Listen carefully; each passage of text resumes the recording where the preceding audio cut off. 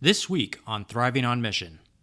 But I know now if a veteran's in distress, or I just see that somebody's off, talking to somebody and letting them know that you're there can change their entire world, and you may not even know. Fight the War Within Foundation. We just got our 501c3 July 6th, so We're really excited. So we're new. We connect people of all walks to mental health resources.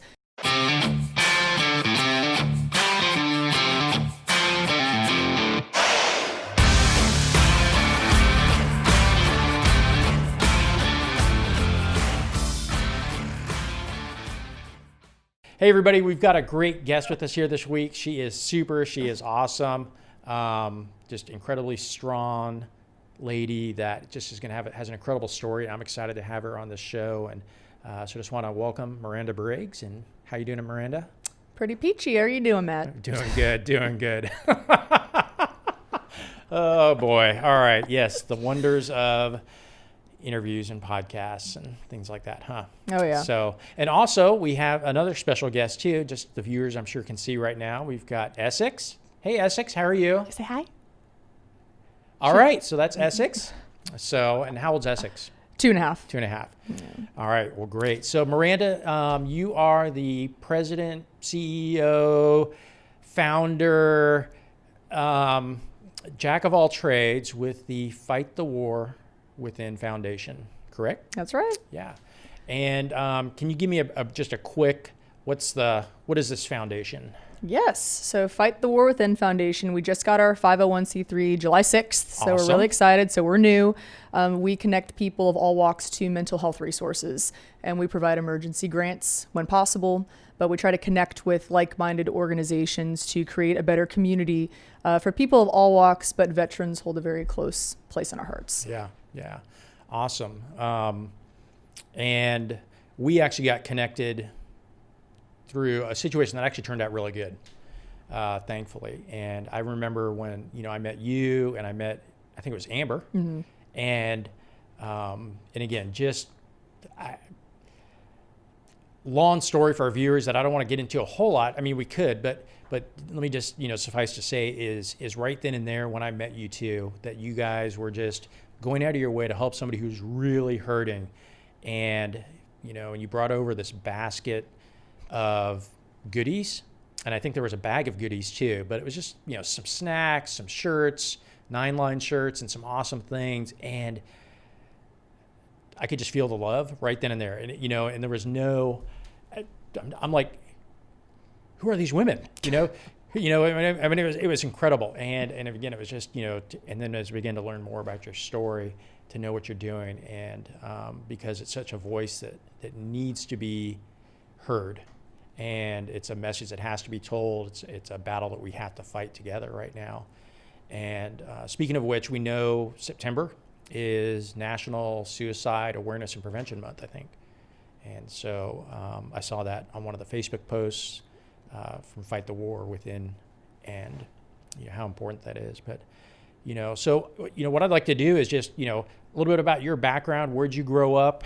How'd you end up getting to Savannah? Oh, we're going back that far. All right. Okay. I mean, you don't have to go back too far, but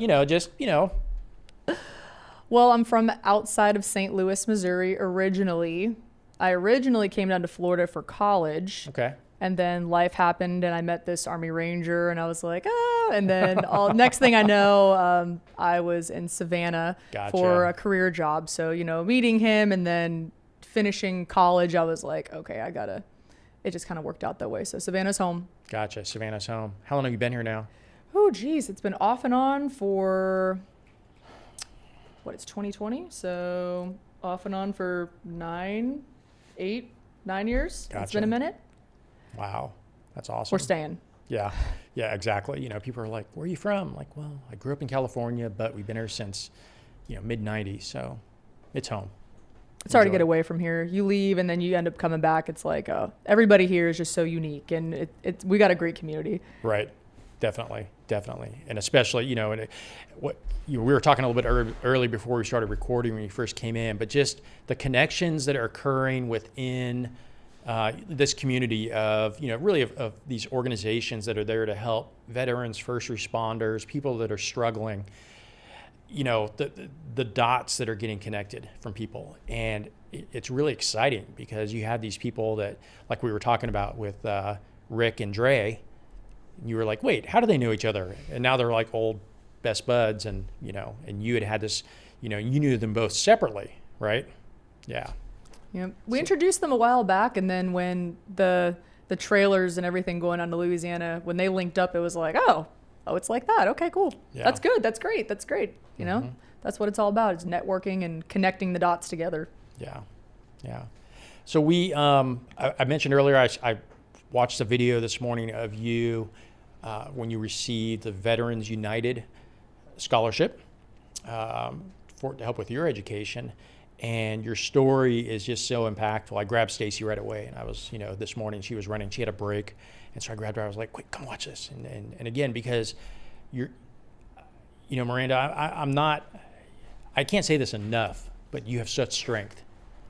And, you know, and I really would love the listeners to hear about that, because, you know, I chose the title of the show, Thriving on Mission, and because, you know, we have choices to make in life, and we can either just, you know, survive or not, or we can choose to thrive. And that looks different for everybody, and it changes on a daily basis. You know, you even mentioned it in that video, you know, that I saw, and it just resonates so much with me.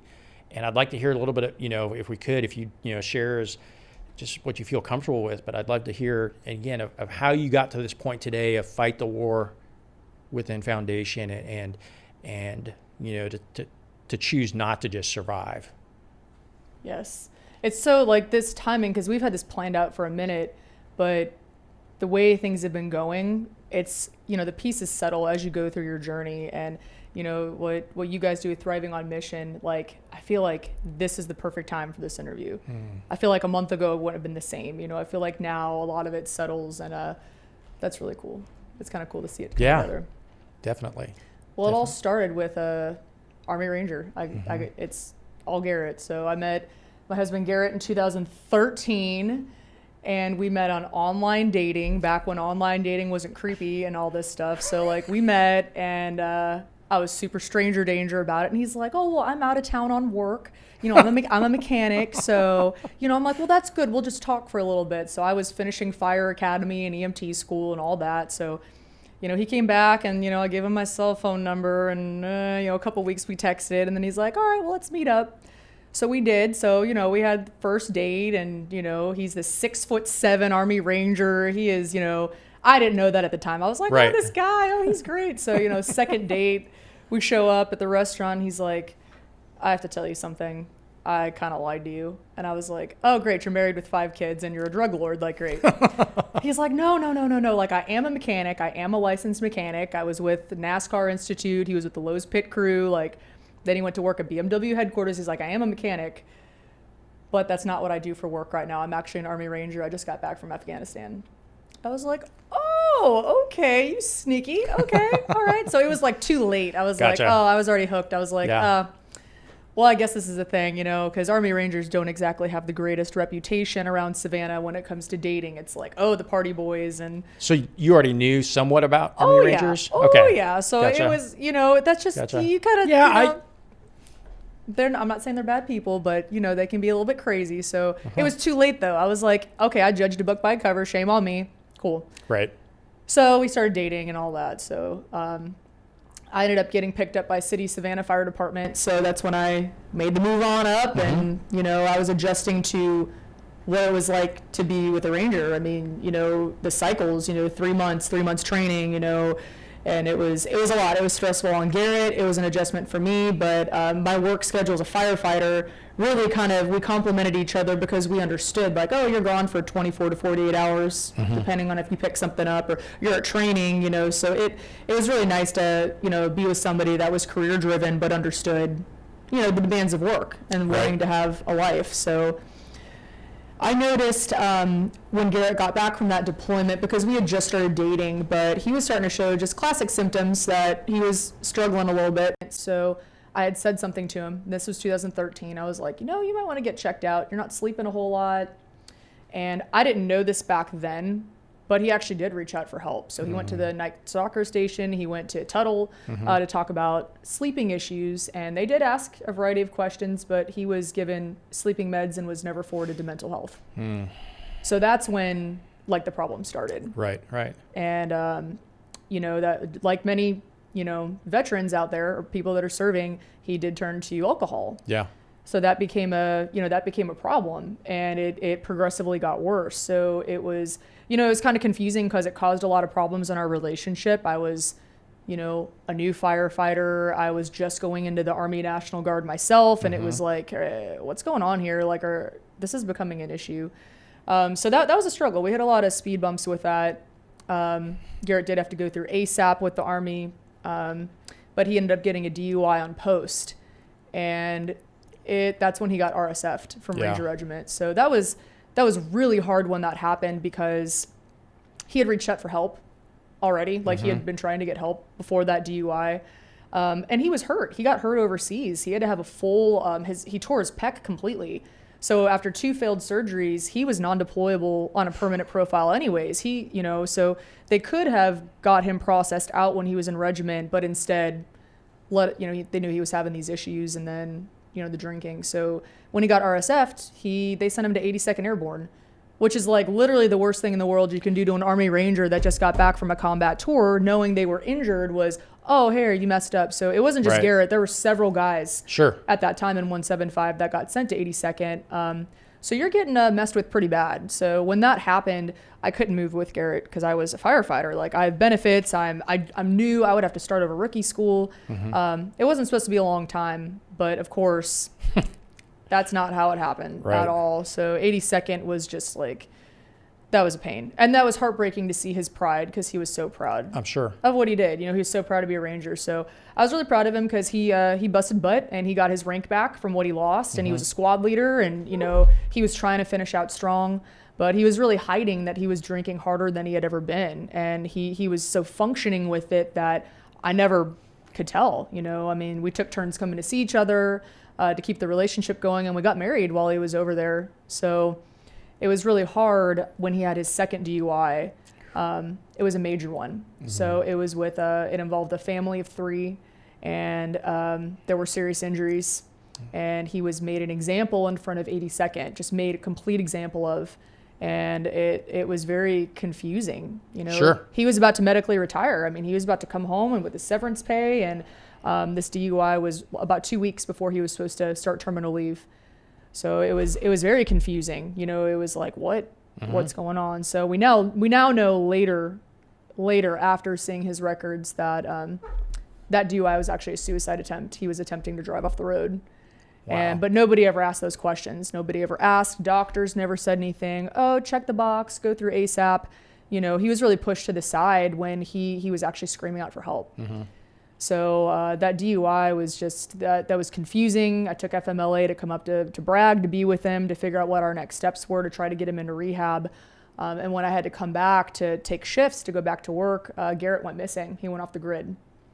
So I had to put him as a missing person. It was one of the most heartbreaking things I've ever been through. And sometimes I feel like I mourned him more then because I didn't know what I had done wrong or what was going on with him. So when Garrett made his way back to Savannah, you know, there was hesitation to, you know, let him back into my life. Like, are you going to get help? So we found out shortly after that we were pregnant with Essex, and that's when I saw him change. I had never seen him ever get so motivated, but he was like, oh, this is finally happening. Like, we've wanted to have a family. And that's when he went to go work for 9 Line Apparel. Okay. And Tyler and everybody over there was so incredible because he struggled hard. And he had some really, you know, he had his days, and they were just so willing to work with him. He got promoted within a month of being there. He was proud to have a mission again. You know, he had felt just kind of like lost with his transition. And then he willingly came forward to go to the VA for help.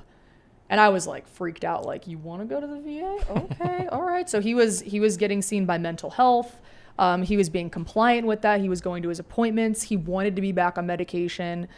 He wanted to be a good dad. I mean, that was something that hit him really deeply, was he didn't have that growing up. Right. So there was just so much pride that I had to see Garrett come back and step up and, like, want to be a better person. I had not seen that side of him before.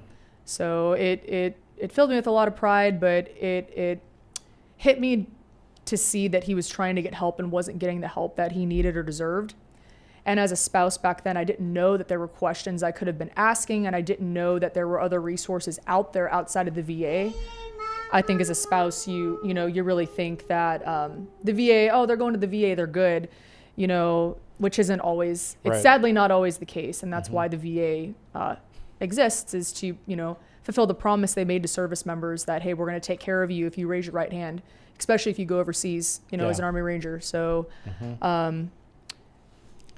so on January 31st, 2018, 15 days after our daughter Essex was born, Garrett ended his battle at our home. We were home at the time, so I snapped into call mode, and it was I stayed in call mode for about 6 months after he passed.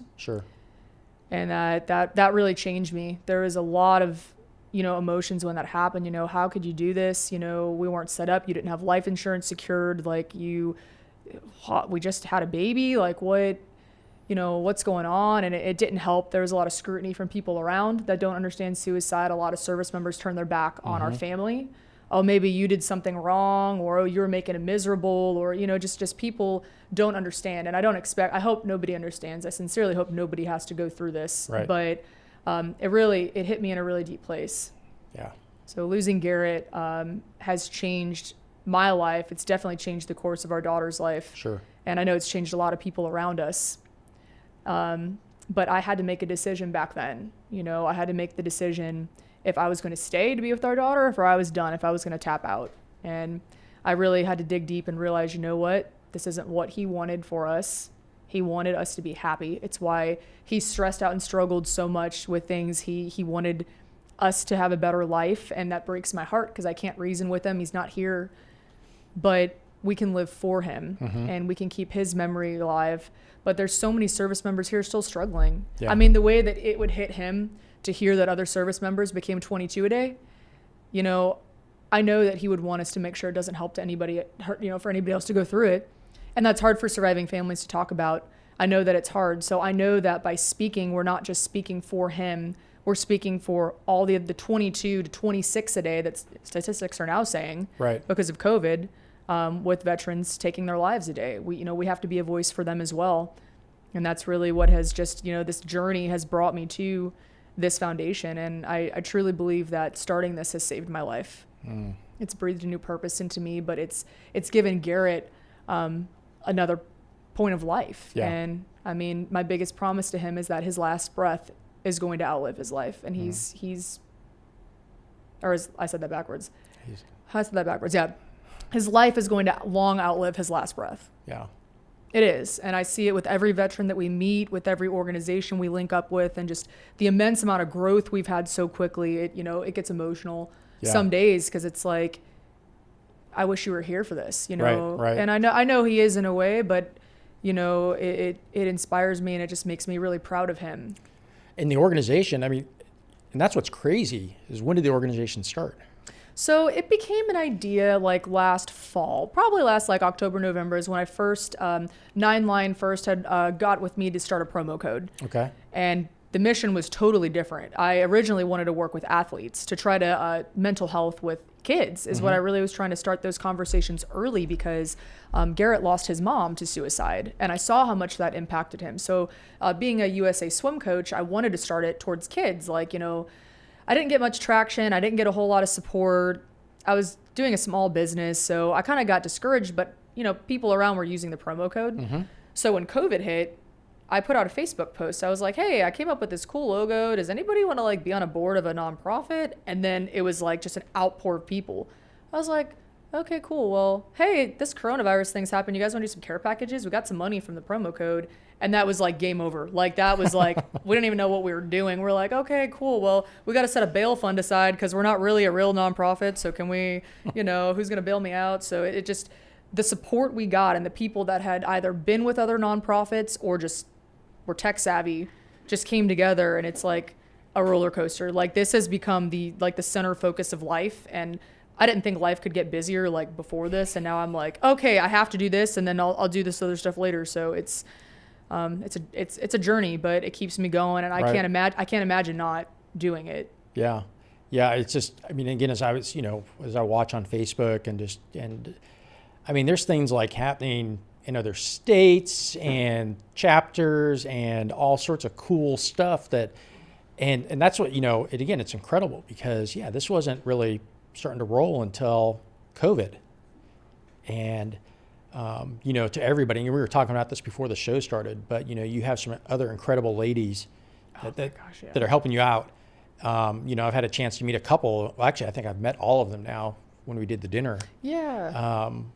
But, it's crazy. I just stand back. And again, I was telling Stacy, and again, of just, the epitome of, not letting a terrible, tragic thing define who you are. It's part of your identity. It's part of Essex identity, but not willing to say that's going to define who I am. There's something greater, and you've chosen that, and it's just so inspiring. Going back into a little bit into the story and talking about Rangers, I love Rangers. Rangers are just, there is something special about them. There is something that comes within their, that from that culture that I know that you saw, even before you met Garrett. Obviously there is a, what's the right word here in Savannah, Oh, they've got a reputation. Rap. Oh yeah. Yeah. Oh yeah, they do. But again, I'm thankful for that reputation in some ways because because what they do when they're downrange is, we need people like that.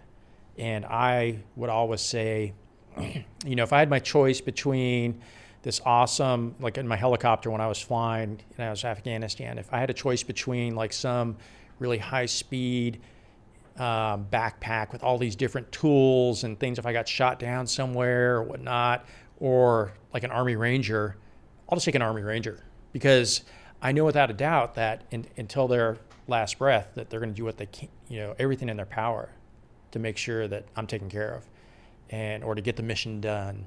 And it's just that idea. And so, and now just the Rangers that I still know and I had a chance, the young Rangers that are coming in now, they're such a joy to be around and to hear, and they're facing these same struggles too. It breaks my heart to hear what Garrett went through because I know that's happened to so many others and it's happening now, I'm sure, because the Army is this big, huge bureaucracy and part of me, I mean, there's, and I'm sure, there's anger at the system, anger at the government, but there's, for you and because it's so personal and I almost just wish they would just say, what, we acknowledge the fact that we can't take care of everybody because we're at war, and especially, you look at the Ranger cycle, right? When is there really time to mentally decompress? When I had, Stacy, my wife and another spouse on here talking about that idea, it's just, you're just trying to maintain sanity. Yeah. What's normal look like, and just try and, maintain that. But, and so it's heartbreaking, versus what we hear is we hear a lot, at least I hear, and you read a lot of lip service. We're trying to, we want to mentally take care of our soldiers. We want to make sure that they're, go forward, get help, this and that. And I think at some level, there's some genuine heart concern there. But at the end of the game, it's all about numbers. And, soldiers, sailors, airmen, Marines, they're all, ultimately, people are going to get left behind. And so it's neat to see what you're doing now to make sure that doesn't happen. And again, just, I will not stop saying and there's a couple organizations that I love just to really just shout out, and Fight the War Within is one of these organizations that I'm just like, how, if you need help, if they can't give it, you can find somebody. I know you can find somebody who can help give it to them. And it's just incredible. So what kind of things, as you came out of all that now, and now you've been, 6 months, and you're starting to get a really maybe a clearer vision of what you want to do. What does that look like? Maybe on a daily basis, a monthly basis with Fight the War Within. What are some dreams? Oh my gosh. I feel like it changes. Like our boards, we joke around. We feel like we're chasing butterflies. We're like, hey, I have an idea. And we're all like, oh crap. Who's got another freaking idea? Because we didn't know what we were doing. We sent out these care packages to first responders and healthcare workers. And we're like, okay, so now what? So we're focusing on a few different groups. So the last Saturday of every month, the last weekend of every month, we do a teen meetup for teens that are struggling. Mm-hmm. So we get sponsorships. We work with FlyCorps here in Savannah, which is a flight school that's been supporting us through the first two.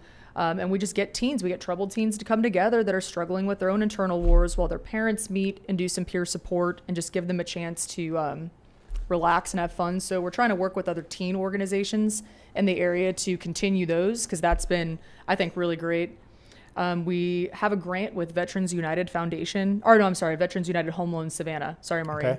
Okay. At Hugs in Savannah, the Heads Up Guidance Services. So every Wednesday night, first responders and healthcare workers have paid group therapy. Wow. So that'll go, I don't have an exact date on when it's going to, but it's every Wednesday night right now, and anybody's welcome. You don't have to RSVP. You can show up and do the little paperwork form there. Mm-hmm. But trying to get people together to talk and be a part of it. So I hope that we can continue and expand on those for veterans as well, and active duty for, anonymous ones or peer support we would like to do in the future.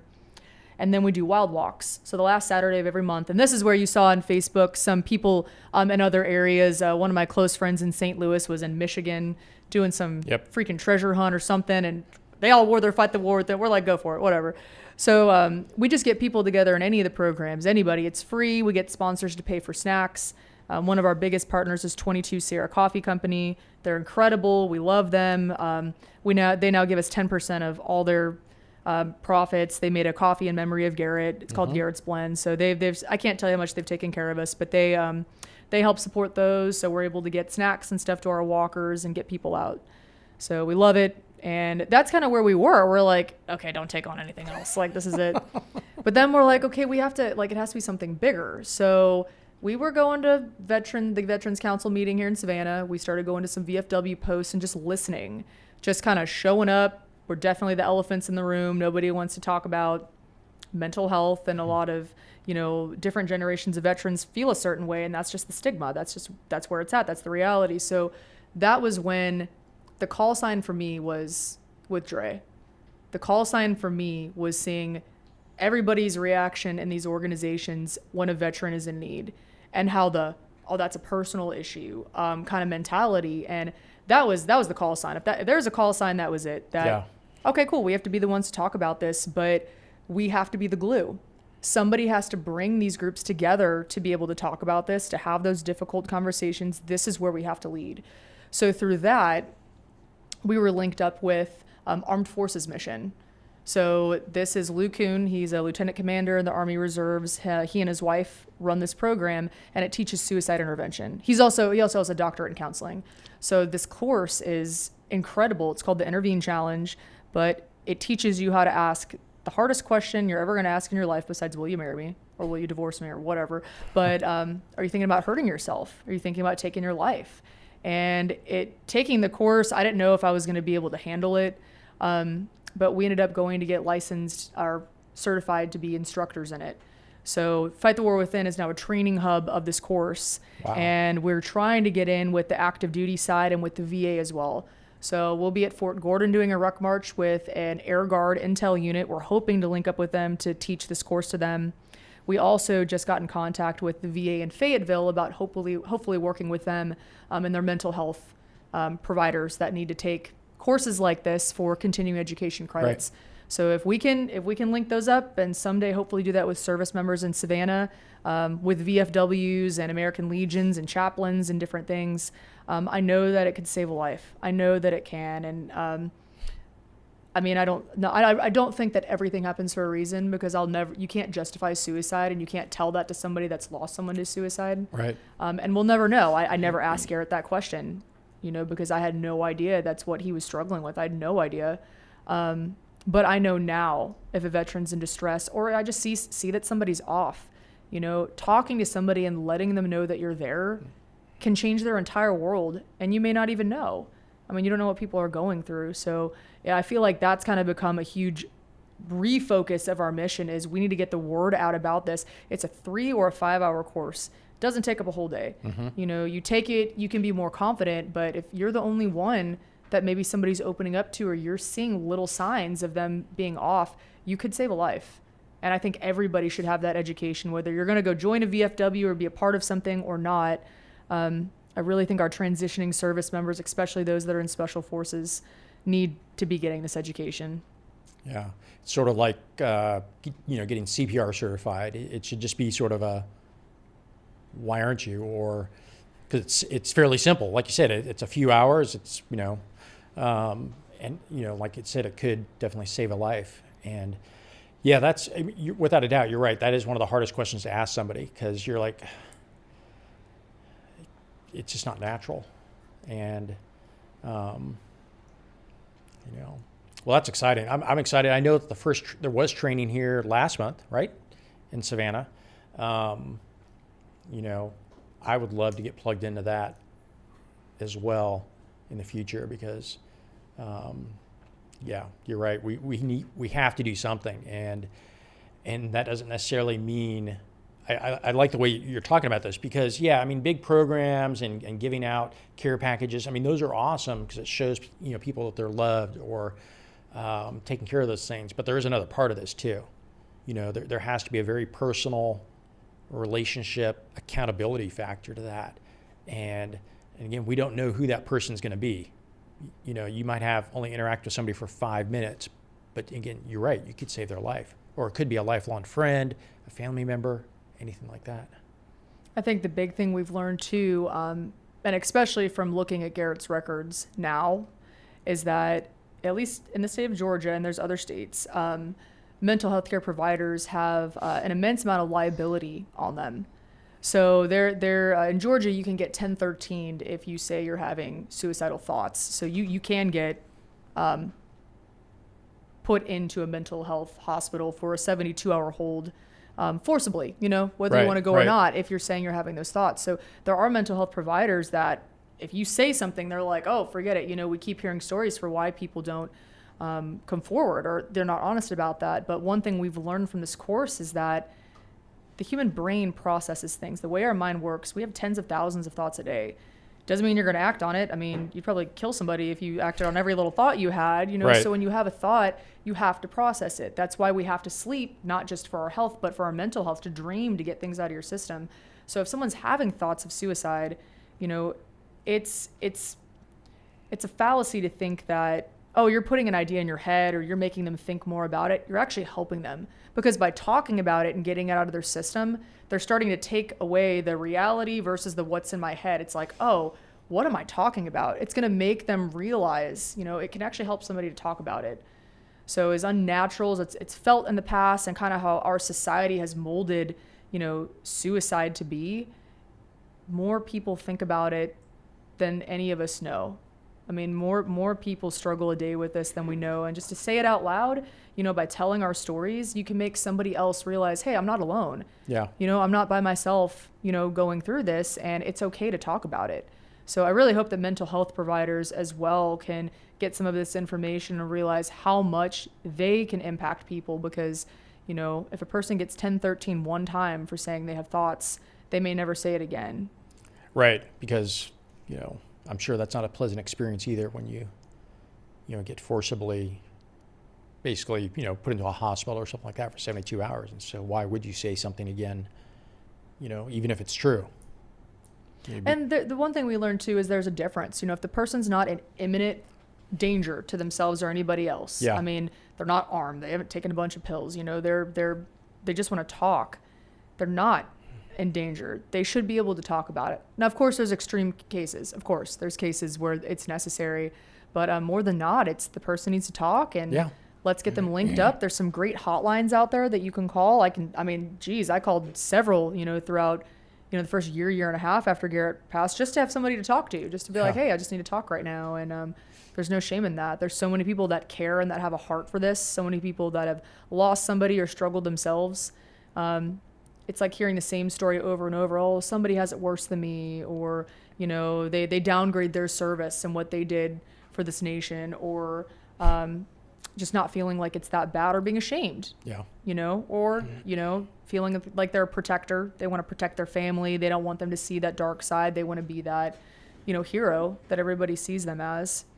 So I really hope that we can like shatter that stigma with people that we meet, and just let people know, hey, you reach out, call somebody, talk to somebody. Here's some hotlines you can call and talk to, But I really, for active duty, it's hard to get anonymous counseling, because for, several MOSs, you can lose the ability to do your job. Sure. Yeah. So we really need to work as a whole, trying to get more anonymous resources, so our active duty service members, while they're still serving, can get the help they need and not have to worry about just losing a job. Right. Not realizing you may lose a war on the wrong side of the planet. Right. Yeah. You're in more danger here than you are over there if you're having thoughts and you're struggling, and many don't never come forward and say anything. And that's the real tragedy. Yeah, without a doubt. Just going back to brag on you for a second, this whole show is really about, again, just talking about Fight the War Within Foundation and what you're able to accomplish. And again, and you are very humble, without, which is incredible as well, in the sense that, you point to others right away.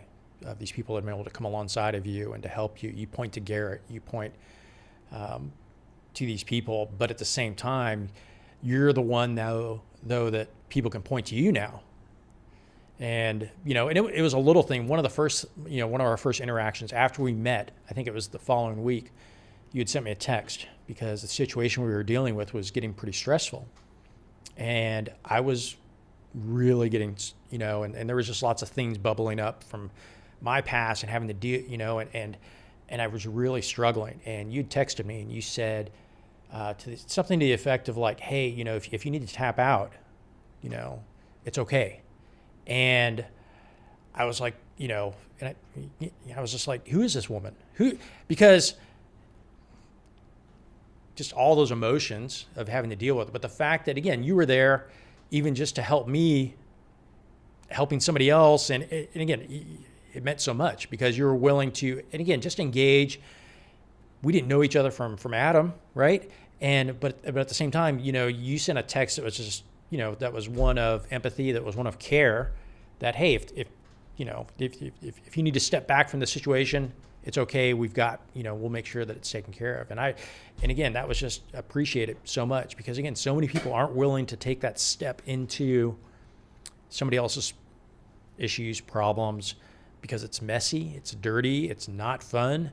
It isn't, right? It's not fun, but at the same time, that's what we need more of. And just like what you were saying there, and for us to be able to do that with other people, and I'm excited just to see the direction that Fight the War Within is going to be going forward, and just the more doors are going to be opened up, because literally it's just been, as I was looking over the past couple of days and just like, wait, this just started.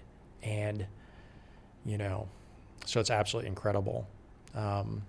Question for you, the Jeep. Tell me a little bit about the Jeep. Oh, this freaking Jeep. Oh my gosh, the Jeep.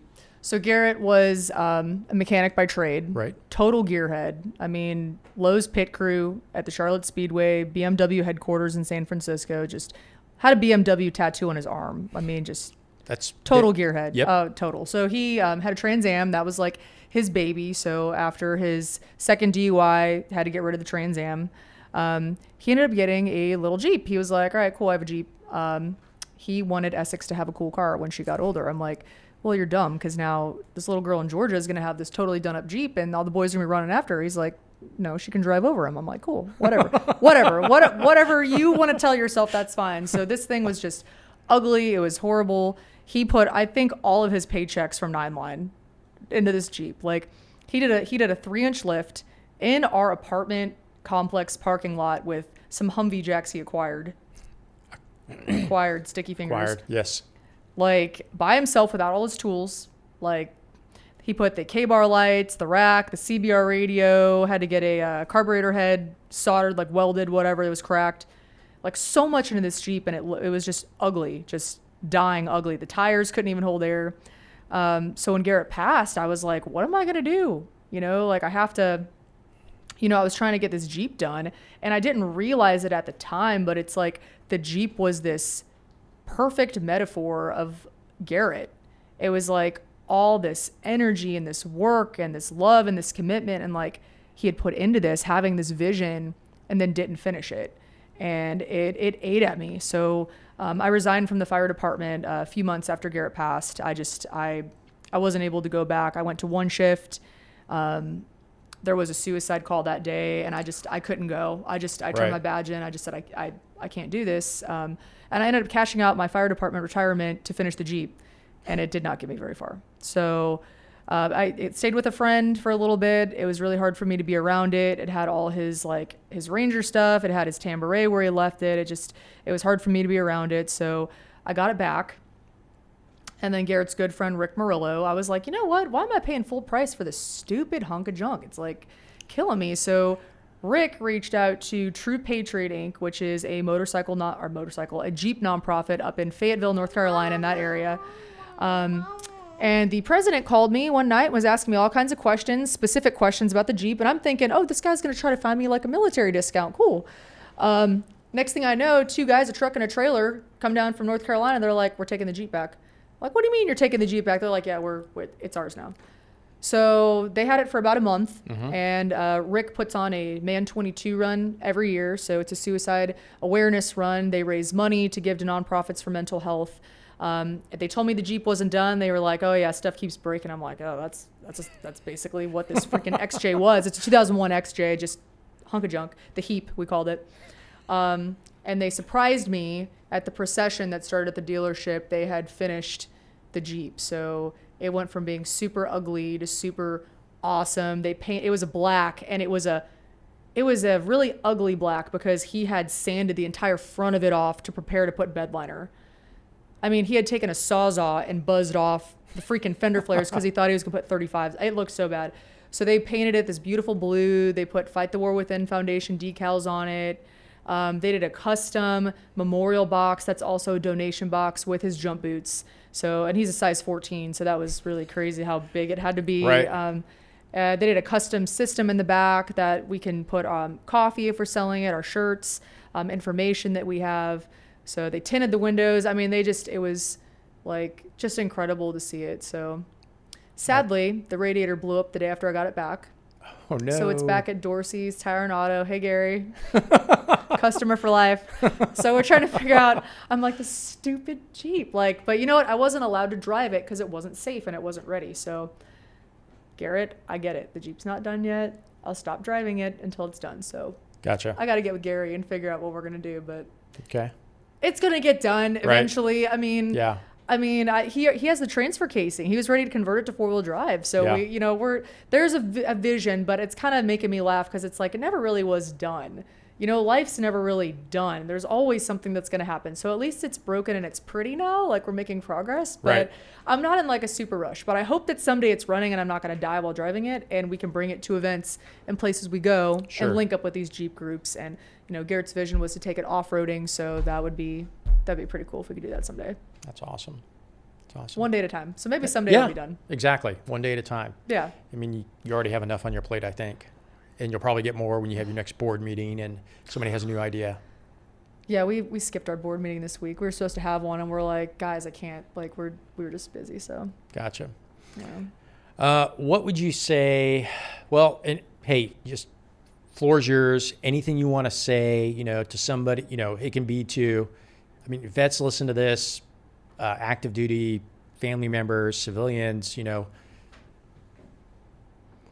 Say, you know, what's one thing you would want people to know about Fight the War Within or, you know, suicide prevention? I think the big thing from listening at our angle from so many people that have reached out to us is that civilian, military, first responder, whatever your background is, it is okay to not be okay. And it is universal in our heads, regardless of what you've been through, because we all have different journeys. We all have different pain that we've been through, but it's still pain. It is okay to talk about it. Because I talked to a veteran. Okay, Sass, that's kind of rude. Okay. Sorry. I talked to a veteran this morning on my. Okay, shh.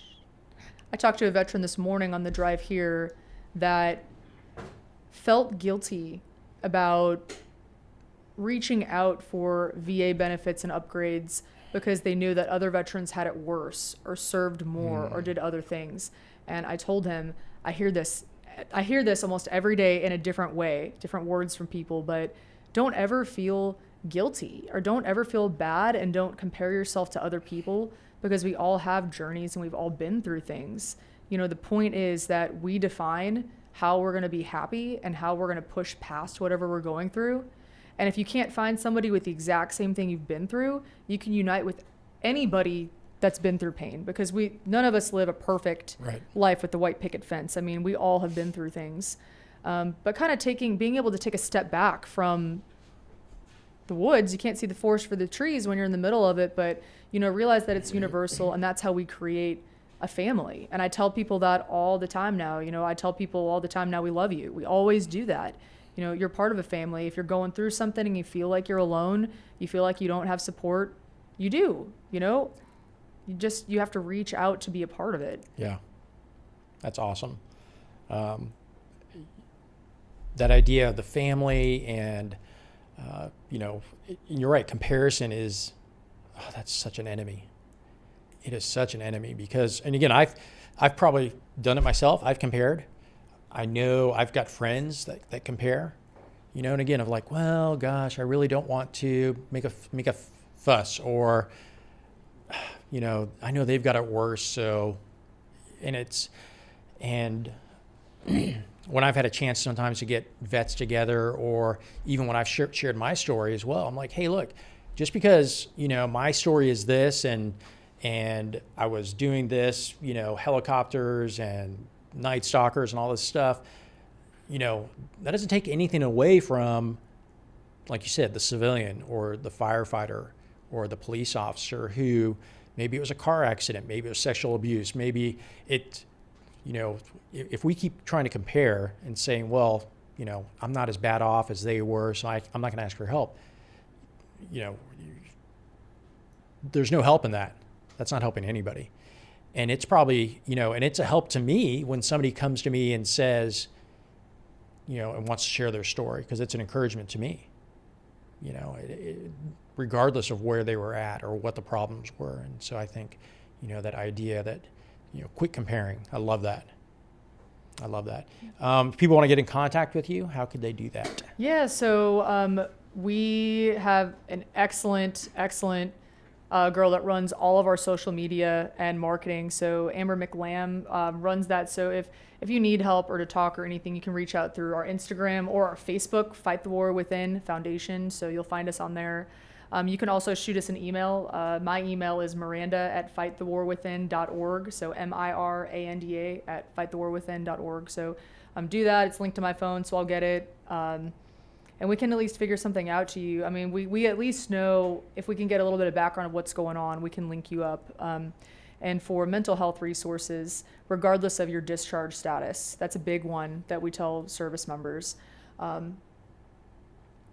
There's two sides to every story. And if you are reaching out for mental health help, that doesn't matter. You know, I'm not promising financial assistance or anything like that, but if you're just trying to find a direction, you know, don't not reach out because of that and think that you're not eligible for any kind of help. Great.